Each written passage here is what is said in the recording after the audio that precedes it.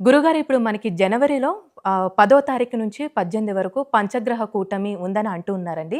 అయితే దీని ఎఫెక్ట్ అనేది 12 రాశుల వారికి అసలు ఏ విధంగా ఉంటుంది?